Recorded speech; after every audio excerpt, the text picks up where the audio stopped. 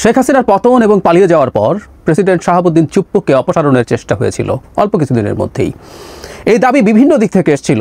বিশেষ করে আমরা খেয়াল করেছি তখন এনসিপি হয়নি, বৈষম্য বিরোধী ছাত্র আন্দোলন এবং জাতীয় নাগরিক কমিটি ছিল, তাদের দিক থেকে দাবি তোলা হয়েছে, বেশ সময়সীমা বেঁধে দেওয়া হয়েছিল শহীদ মিনার থেকে, আমাদের সম্ভবত মনে থাকার কথা। এবং এই একই দাবি আরও আগে থেকে করেছেন এবং পরেও কন্টিনিউ করে গেছেন জনাব পিনাকি ভট্টাচার্য, অত্যন্ত ইনফ্লুয়েন্সিয়াল অ্যাক্টিভিস্ট, আমরা এভাবেই বলবো, সবচেয়ে ইনফ্লুয়েন্সিয়াল এভাবে বলাই যায়। তিনি এই দাবি ক্রমাগত করে গেছেন, কিন্তু শেষ পর্যন্ত ওটা আর কার্যকর হয়ে ওঠেনি। বিএনপি প্রায় প্রকাশ্যে অবস্থান নিয়েছিল চুপ্পুকে অপসারণের বিরুদ্ধে। সেই একই রকম দাবিতে আবার জনাব পিনাকি ভট্টাচার্য দাবি তুলেছেন। গতকাল তার একটা ভিডিও আমি দেখলাম যেখানে তিনি অভিনব একটা প্রস্তাব নিয়ে এসছেন, সেটা হচ্ছে চুপ্পুকে সরাতে হবে এবং চুপ্পুকে সরানোর জন্য বেশ কিছু কারণ তিনি সামনে এনেছেন। এই কারণগুলো যৌক্তিক কিনা, সঠিক কিনা, আমরা সেটা নিয়ে খানিকটা আলাপ করতে চাই। এবং অভিনব এই কারণে বলছি যে চুপ্পুকে যদি অপসারণ করা যায়, তার জায়গায় প্রেসিডেন্ট হিসেবে বেগম খালেদা জিয়াকে তিনি প্রপোজ করেছেন। ইন্টারেস্টিং। কেন এই ধরনের প্রস্তাব আমাদের সামনে আসছে সেটা নিয়ে আলাপ করার জন্য এই ভিডিও।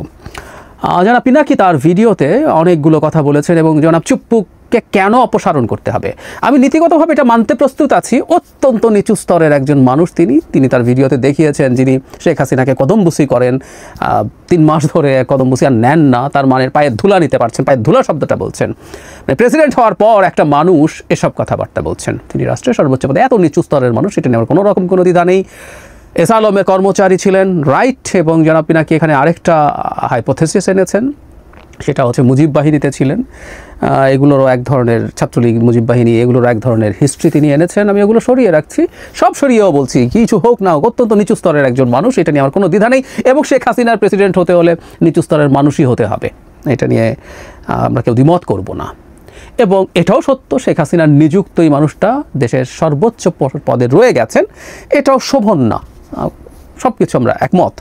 কিন্তু তিনি বিপজ্জনক কিনা এই আলাপটা দীর্ঘদিন থেকে হয়েছে। মানে যখন তাকে অপসারণের কথাও ছিল তখন নানান রকম কথাবার্তা, মানে একটা উদাহরণ দেই, জনাব ওয়াকারুজ্জামান সম্পর্কে বলা হতো তিনি ভারতের লোক। ইভেন জনাব পিনাকি ভট্টাচার্য অনেকবার এই আলাপ করেছেন, তিনি তার জায়গা থেকে সেটা তার মতো করে অ্যাস্টাবলিশ করার চেষ্টা করেছেন। এবং আমাদের দেশে অনেকে বলেছেন যিনি ভারতের লোক, শেখ হাসিনার লোক, একই সাথে প্রেসিডেন্ট ভারতের লোক, শেখ হাসিনার লোক, সুতরাং তারা দুজন মিলে জরুরি অবস্থা জারি করে দিয়ে নাকি কী করে ফেলবেন। আমি অনেককে একই আলাপ করতে দেখেছি। পরে রীতিমতো আমি এটা একটা আলাদা ভিডিও করে দেখিয়েছি বাংলাদেশে জরুরি অবস্থা জারি প্রেসিডেন্ট করতে পারে না। মানে আমরা প্রেসিডেন্টের নামে অনেক কিছু দেখি, আসলে এগুলো প্রেসিডেন্ট করেন না, এই জিনিসটা আমরা ধরতে পারি না। এমনকি জরুরি অবস্থার জন্য প্রধানমন্ত্রীর কনস্টিটিউশনে আমাদের এখন প্রধান উপদেষ্টা, তার কাউন্টার সিগনেচার লাগবে, সুতরাং উনি না চাইলে কখনোই এটা হবে না। ধরুন যে কোনো দণ্ডপ্রাপ্ত আসামিকে ক্ষমা করে দিতে পারেন প্রেসিডেন্ট। রাষ্ট্রপতির ক্ষমা বলে আমরা একসময় ছোটোবেলায় রাষ্ট্রপতিকে গালিগালাজ করতাম যে রাষ্ট্রপতি এটা এই বিরাট খুনিকে ক্ষমা করে দিয়েছে, উত্তর হচ্ছে সব প্রধানমন্ত্রীর ক্ষমা। কনস্টিটিউশন আর্টিকেল 48(3) খুব ক্লিয়ারলি লেখা আছে, খুব বেসিক কনস্টিটিউশন আন্ডারস্ট্যান্ডিং আমাদের যারা আছে আমরা তারা জানি যে দুটো কাজ, একটা প্রধানমন্ত্রী নিয়োগ করা এবং আরেকটা হচ্ছে প্রধান বিচারপতি নিয়োগ করা। এই দুটো বিষয় ছাড়া তার আর কোনো রকম কোনো ব্যক্তিগতভাবে সিদ্ধান্ত নেওয়ার ক্ষমতা নাই, কোনোভাবেই নেই। মানে একটা বিল তার কাছে পাঠালে তিনি ওটা একবার বিবেচনার জন্য বলতে পারেন, আর তিনি যদি সেটা না পাঠান, নিজের কাছে রেখে বসেও থাকেন, এটা 15 days পরে সিগনেচার হয়ে গেছে বলে ধরে নেওয়া হবে। এই হচ্ছে প্রেসিডেন্টের ক্ষমতা। আর অর্থ বিল মানে যদি হয় সেটা তিনি ফেরতও পাঠাতে পারবেন না, একটু রিকনসিডার করো, সেই ক্ষমতাও তার নেই। মানে ফাতেহা পড়া কবরে গিয়ে শাহাবুদ্দিন আহমদ বলেছিলেন এছাড়া আর কোনো কাজ নেই, ট্রুলি কোনো কাজ নেই। এই রাষ্ট্রপতি চুপ্পু থাকাটা অসুন্দর, কিন্তু চুপ্পু থেকে কোনো ক্ষতি করতে পারবে এই আর্গুমেন্ট একেবারেই ভুল, একেবারেই ভুল। জনাব পিনাকি চুপ্পুকে না সরানোর কারণে কী কী ক্ষতি হচ্ছে বলে বলছেন যে কিছুই করা যাচ্ছে না, না জুডিশিয়ারিতে, না পুলিশে, না প্রশাসনে, না সেনাবাহিনীতে, মানে কিছুই নাকি করা যাচ্ছে না। এবং তার ভাষ্য মতে জুলাই সনদ করা যাচ্ছে না, সংস্কার করা যাচ্ছে না, এই সব কিছুর পেছনে নাকি চুপ্পু। ইয়াস, উনি এগুলো বলেছেন। একটা কথা খুব স্পষ্টভাবে আমরা বলতে চাই, এই যা করা যাচ্ছে না, যা করা হচ্ছে না, এগুলোর প্রত্যেকটার দায় ডক্টর ইউনূস সরকারের এবং ডক্টর ইউনূসের। সোজা সাপটা কথা, কোনো কিছু করার ক্ষেত্রে কোনো ব্যারিয়ার তৈরির ন্যূনতম ক্ষমতা চুপ্পুর নেই। আই রিপিট, এসব কোনো ক্ষেত্রে কোনো রকম ব্যারিয়ার তৈরি করার ন্যূনতম ক্ষমতা চুপ্পুর নেই। এবং এই চুপ্পুর আগেও, ওর মেরুদণ্ড আগেই ছিল না, কিন্তু শেখ হাসিনার পালিয়ে যাওয়ার পর উনি এখন যে জায়গায় আছেন ওটা কিছু নাই, ওটার অবস্থা আরও খারাপ। উনি সরকারের কাজে বাধা দেবেন, এই গার্ডস হবে আমাদের কমন সেন্স কি বলে। No way. সুতরাং যাবতীয় ব্যর্থতার দায় যদি হয় সেটা ডক্টর ইউনূসের। বাই এনি চান্স চুপ্পুকে ভিলেইন বানানোর মাধ্যমে, বলির পাঠা বানানোর মাধ্যমে ডক্টর ইউনূসের দায় মুক্তির চেষ্টা হচ্ছে কিনা সেটা দেখতে হবে। সংসদে ভাষণ দেবেন তিনি, তার ভাষণের উপর ধন্যবাদ প্রস্তাব হবে। হ্যাঁ, উনি সংসদে ভাষণ দেবেন প্রথমবার, এটা ঠিক আছে, কিন্তু ধন্যবাদ প্রস্তাব হবে। সংসদে ভাষণটা আসলে কে দেয়, কে লিখে দেয়? মানে খুব হাসির ব্যাপার। মানে প্রেসিডেন্টের এই ক্ষমতাও নাই যে তিনি একটা ভাষণ লিখে সেটা পার্লামেন্টে পড়ে আসবেন। ইয়াস, এটা মন্ত্রী পরিষদের লিখিত একটা ভাষণ, মন্ত্রী পরিষদে পাস হয়, উনি গিয়ে এটা পড়ে আসেন। সো এই ভাষণটাও আসলে যদি পরবর্তী নির্বাচনে বিএনপি জেতে বা যেই জিতুক, তার লেখা ভাষণ তিনি গিয়ে পড়বেন। সুতরাং ধন্যবাদ প্রস্তাবের আলোচনা হবে ওই কন্টেন্টের ওপরে, এখানে চুপ্পুর কোনো কন্টেন্ট নেই। তার কাছে সংসদ সদস্যরা শপথ নেবেন, এটা জনাব পিনাকি ভট্টাচার্য ভালোভাবে দেখেন না। আমরা একটু জেনে রাখবো, পার্লামেন্টের সদস্যদের শপথ আসলে মানে আমাদের আইন অনুযায়ী স্পিকার সেটা পড়ান। এখন টেকনিক্যালি শিরিন শারমিন চৌধুরী আমাদের স্পিকার কিনা এই আলাপটা সাংবিধানিকভাবে আছে, পরবর্তী সংসদে পরবর্তী স্পিকার হওয়া পর্যন্ত কিন্তু তার দায়িত্ব থেকে যায়। হ্যাঁ, এটা সত্য, রাষ্ট্রপতি ক্যাবিনেটকে শপথ পড়াবেন। আমাদের সামনের মন্ত্রিসভা যেটা হবে তাকে তিনি ক্যাবিনেট সেটা শপথ পড়াবেন। এবং আবারও আমি একমত, সেটা সুন্দর না, চুপ্পু যত কাজই করবে এটা সুন্দর না। কিন্তু চুপ্পু ক্ষতিকর দেশকে ধ্বংস করে ফেলছে, এই আর্গুমেন্টটা আটারলি রং। আমরা দেখলাম তো এই 10 মাস চলে গেল, 11 মাস চলে গেল, চুপ্পু আর জনাব ওয়াকার মিলে দেশকে কোথায় কী ঝামেলা করেছেন, জরুরি অবস্থা জারি করা থেকে শুরু করে ইত্যাদি ইত্যাদি, নাথিং হ্যাপেন্ড। এখন বেগম খালেদা জিয়াকে রাষ্ট্রপতি করার প্রস্তাব তিনি আনছেন। বেগম খালেদা জিয়া রাষ্ট্রপতি হবেন, বাংলাদেশের প্রথম নারী রাষ্ট্রপতি, এটা আসলেই অসাধারণ ব্যাপার, কোনো সন্দেহ নেই। এবং তার মতো একজন ব্যক্তিত্ব যিনি বাংলাদেশের গণতান্ত্রিক লড়াইয়ে দীর্ঘ লড়াই করে গেছেন। আমি বেগম খালেদা জিয়ার ত্যাগ নিয়েও আলাদাভাবে কথা বলেছি, যিনি মারাত্মক জটিল রোগে আক্রান্ত হয়ে সরকারের সাথে কম্প্রোমাইজ করেননি, লড়াই করে গেছেন, জেলে থেকেছেন, তখনও কোনো রকমভাবে দলকে একটা পাতানো নির্বাচনে পার্টিসিপেট করানোর চেষ্টা থেকে দূরে ছিলেন। মানে ইনর্মাস সেই এরশাদের সময় থেকে। মানে আমি প্রায় বলি যে জিয়াউর রহমান তো আসলে রাজনীতিবিদ ছিলেন না, তিনি একজন রাষ্ট্রপতি ছিলেন, সেখানে থেকে একটা দল তৈরি করেছেন, সেখানেও তার বিরাট ক্রেডিট আছে। ক্ষমতায় থাকলেও এরশাদ তার দ্বিগুণ ক্ষমতায় থেকেও তার কাছাকাছিও কোনো দল তৈরি করতে পারেনি। কিন্তু বিএনপি ট্রুলি একটা রাজনৈতিক দল হয়ে উঠেছিল বেগম খালেদা জিয়ার হাত ধরে। একজন সাধারণ গৃহিণী থেকে তিনি এই অসাধারণ অর্জন করেছেন, প্রাইম মিনিস্টার ছিলেন 3 বার, এবং অসাধারণ হবে তিনি যদি প্রেসিডেন্ট হন। কিন্তু আমাদের প্রশ্ন হচ্ছে, তাকে কেন এই সরকারের চুপ্পুকে সরিয়ে প্রেসিডেন্ট হতে হবে?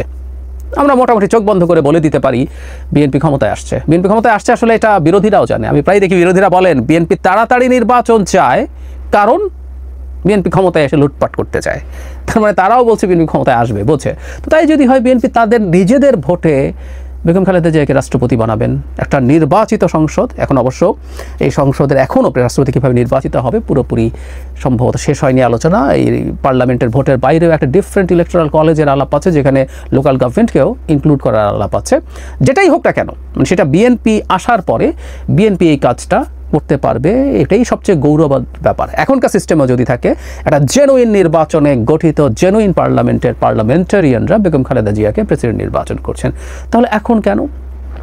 জনাব পিনাকি যেটা বলার চেষ্টা করছেন যে এখানে প্রধান উপদেষ্টা থাকলেন আর উপরে বেগম খালেদা জিয়া যদি থাকেন তাহলে সব কিছু খুব নিরাপদ থাকবে, নির্বাচনটার ব্যাপারে কোনো কনফিউশন থাকবে না। আবারও একই কথা, বেগম খালেদা জিয়া যদি রাষ্ট্রপতি থাকেন এবং সরকার যদি নির্বাচনকে ম্যানিপুলেট করতে চায়, সরকার বলছে কিন্তু, নির্বাচন কমিশন বলছি না, নির্বাচন কমিশন নির্বাচন করে এই আলাপগুলো করি না আমি, এগুলো শেখ হাসিনা করতেন। টেকনিক্যালি কথাগুলো ঠিক আছে, কিন্তু এগুলো আসলে বাংলাদেশের বাস্তবতা না। এই কারণে আমরা তত্ত্বাবধায়ক সরকার নিয়ে ভীষণ শোরগোল করেছি। 11 সালে যখন বাদ করেছে পঞ্চদশ সংশোধনী থেকে, শেখ হাসিনা যে মানে শয়তানি করতে যাচ্ছে, সেই শয়তানি আমরা ধরতে পেরে তখন থেকে শোরগোল করি। সো তখন যদি ডক্টর ইউনূস সরকার বা তার সরকারের একাংশ নির্বাচনকে ম্যানিপুলেট করতে চায়, বেগম খালেদা জিয়া ঠেকাতে পারার কোনো কারণ নেই, রাষ্ট্রপতির ওই ক্ষমতাই নেই। সুতরাং এগুলো প্রত্যেকটাই আসলে কোনোভাবে যৌক্তিক না তাকে এখন করানোর জন্য। বরং এখন রাষ্ট্রপতি যদি তাকে করাতেও হয়, এটাও একটা স্পেশাল র্যাটিফিকেশন পরে লাগবে আইনগতভাবে। এটা অসাংবিধানিক এবং বেআইনি হবে। কারণ একজন রাষ্ট্রপতি যদি চলে যান, নতুন রাষ্ট্রপতি নির্বাচন করে সংসদ, এখন সংসদ নেই। সো বেগম খালেদা জিয়াকে রাষ্ট্রপতি হিসাবে যে নিযুক্ত করা যাবে না তা না। তখন আবার আমাদের তো অনেক কিছুর ক্ষেত্রেই সাংবিধানিক রীতি আমরা ভেঙেছি, সংবিধানকে লঙ্ঘন করেছি। যেমন আমি প্রায় বলি 3 মাসের মধ্যে নির্বাচন হওয়ার কথা ছিল, সেটা তো হয় নাই। সো এটা র্যাটিফাই করতে হবে, এরকম আরও বেশ কিছু জিনিস করতে হবে। তখন বেগম খালেদা জিয়া যে রাষ্ট্রপতি হলেন সেটাকেও র্যাটিফাই করতে হবে। দরকারটা কি এটার? কোনো দরকার নেই, বরং বেগম খালেদা জিয়া তার সাংসদদের ভোটে প্রধানমন্ত্রী নির্বাচিত হবেন, এটা বেস্ট অপশন। কেন জনাব পিনাকি ভট্টাচার্য এভাবে এটাকে প্রপোজ করছেন? আমি ধারণা করি চুপ্পুকে সরানোর জন্য আবার একটা চেষ্টা, এবং এই চেষ্টাটাকে খানিকটা লেজিটিমেসি দেওয়ার জন্য দুটো কাজ তিনি করেছেন। একটা হচ্ছে অনেক ক্ষতিকর চুপ্পু, সেটা বোঝানোর চেষ্টা, যেটা একেবারেই ভুল তথ্য। আর বেগম খালেদা জিয়াকে এখানে প্রপোজ করার মাধ্যমে বিএনপির অন্তত কিছু মানুষের এক ধরনের সহানুভূতি পাওয়া যায় কিনা, সো দ্যাট মাঠে আমি ধারণা করি আবার এই দাবিটা আনা তাদের জন্য, বা কেউ আনবে তাদের হয়ে, তার সাথে অনেকেরই যোগাযোগ আছে। আর বলেছি উনি একজন গুরুত্বপূর্ণ অতি প্রভাবশালী ইনফ্লুয়েন্সার, অ্যাক্টিভিস্ট, তার প্রচুর ভক্ত আছেন, সমর্থক আছেন, তারা নামবেন, সাথে যদি বিএনপিও যুক্ত হয় সেটা হতে পারে। আর আরেকটা কারণ এটা হওয়ার সম্ভাবনা আছে, আমরা সাম্প্রতিক সময়ে জনাব পিনাকি ভট্টাচার্যকে খুবই বিএনপির বিপরীতে অবস্থান নিতে দেখেছি নির্বাচনের প্রশ্নে। এটাও খুবই ইন্টারেস্টিং, তিনি নির্বাচনটাকে কম সময়ের মধ্যে চাওয়াটাকে এমনভাবে ন্যারেট করেছেন যে এটা ভারতীয় এজেন্ডা, এবং যারা এটা চাইবেন তারা ভারতের দালাল। ইনফ্যাক্ট আমি নিজেও নির্বাচন আর্লিতে ঠিক একই রকমভাবে ট্যাগড হয়েছি, তার অনেক ফলোয়ার্স, অনেক ভক্ত, তারা এটাকে খুবই ভালোভাবে নিয়েছেন, নিয়ে যেখানে প্রয়োজন সেখানে ঠিক একইভাবে বলে গেছেন। আমরা তারপরে এটা ব্যক্তিগতভাবে আমার কাছে খুব ভালো লাগে যে তিনি অন্তত এখন এই যে নির্বাচন ফেব্রুয়ারিতে হওয়ার সম্ভাবনা আছে, তিনি একটা ভিডিওতে ফেব্রুয়ারিতে নির্বাচন হলে ভালো হবে বলছেন, যেটা আদতে তার আগের যে অবস্থান এটাও খুবই দ্রুত নির্বাচন। তিনি তো চেয়েছিলেন যে 5 বছর সরকার থাকবে, সেটারও একটা ফর্মুলা তিনি দিয়েছিলেন, তাতে ভারতের আধিপত্যবাদ বা সব কিছুকে মোটামুটি সামলে পরবর্তী সরকার আসতে পারবে। কিন্তু তার জায়গায়ও এখন তিনি ফেব্রুয়ারিতে নির্বাচন অ্যাগ্রি করছেন, এবং সেটা এক অর্থে মানে বিএনপি যা চাইছে, ইভেন শুধু বিএনপি না, মানে এই নির্বাচনটা সেনাপ্রধান চেয়েছেন, তিনিও, এবং যারা চেয়েছে প্রত্যেকে তো আসলে দালাল হয়ে গিয়েছিল ভারতের, কিন্তু তিনি এখন এই ব্যাপারে অ্যাগ্রি করছেন আমরা ধারণা করি, এবং এই নির্বাচনটা ফেব্রুয়ারির দিকে তার সমর্থন আছে।